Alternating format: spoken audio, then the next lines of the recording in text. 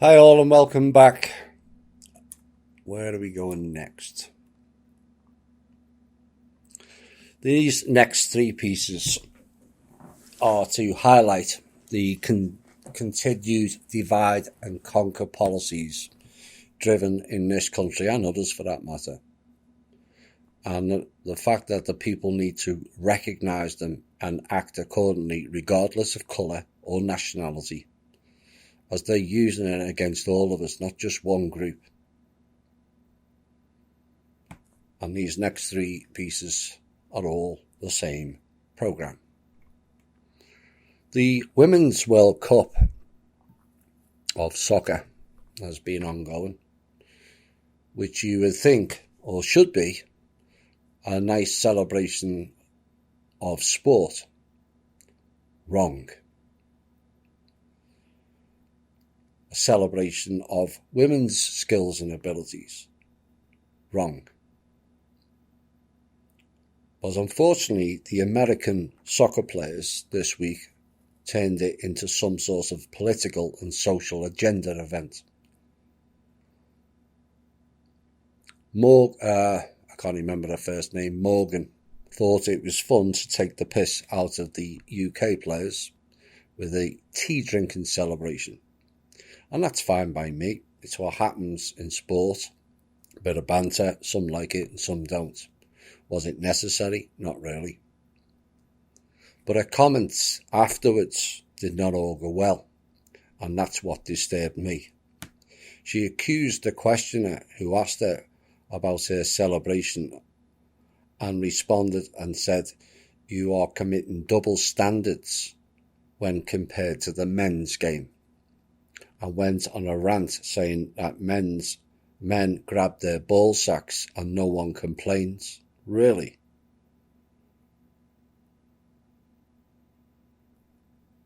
There's you creating the male and female division.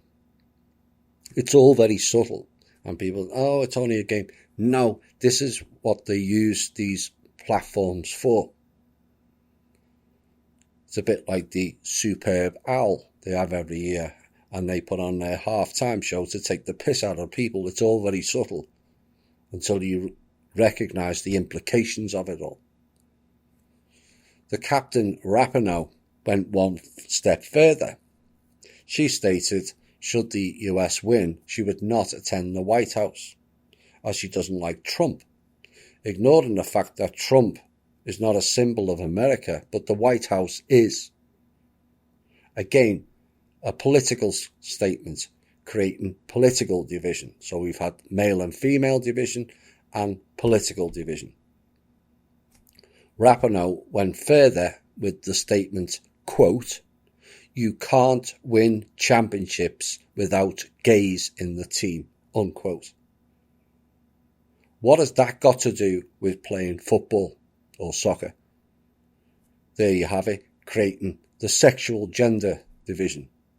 So a tournament that is supposed to show the world how far women in this sport has developed, and boy, have they developed. And you have the USA team creating male and female, political and sexual division comments. Then when you throw in the fact that 2 USA officials were caught spying in other teams' hotels and training camps, and the whole thing more resembles an operation of the CIA than a sporting celebration. And it's all very sad. And a great opportunity lost for the promotion of women globally, of all coming together, is yet again turned into a further divide and conquer programs.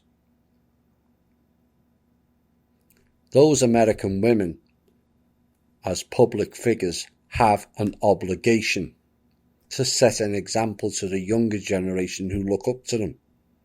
And this is the example they set. Their behaviour in this tournament is beyond crass. It matters not that they won the tournament, their antics should not be glossed over.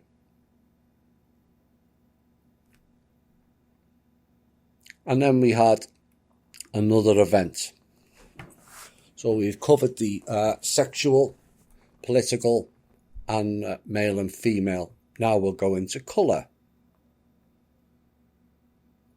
And the American divide and conquer policy, that is still prevalent. And yet we're told or led to believe that racism only goes one way, generally done by whites against other colours. But this type of incident is becoming also prevalent, just like the Black Lives Matter. No, all lives matter is the message.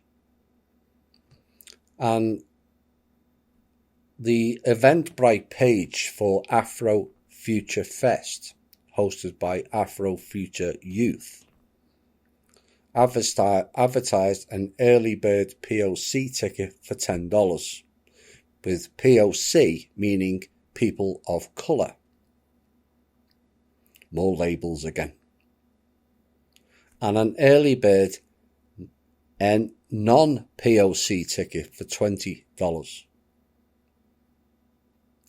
The group defined as non-POC is whites. $10 for the blacks, $20 for the whites. Now, thankfully, some common sense prevailed, as the Afro-futuristic group had to reverse its decision to charge white people more for the tickets at its Detroit festival than black and brown people, because they said they received threats. No, they didn't. The real reason was some artists pulled out altogether. And a ticketing website threatened to unpublish their event altogether. Now, these types of deliberate racism events have to be challenged by all people. It doesn't matter whether they were charging blacks $20 and whites $10. It's wrong. And it's a little sneaky program that they throw in. And people miss it. Well, thankfully, some didn't. And it has to be challenged by all people, not just the offended group, whoever the colour may be, or gender, or political, or whatever. We had the same in the UK. Women were not being charged to enter nightclubs, and men had to pay. And the people just went along with it.